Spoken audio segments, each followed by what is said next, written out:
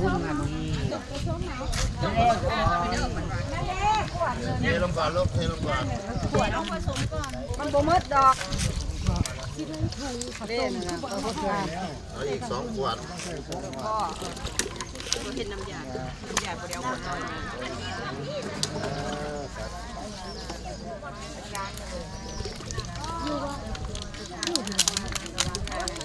ัดแล้วลูกตัดเลย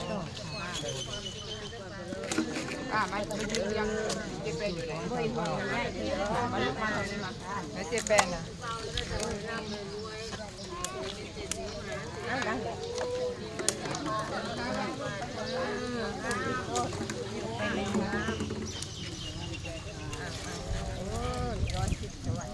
ถือเอายังบ่แล้วเอาเขาไม่ได้จะไปพูด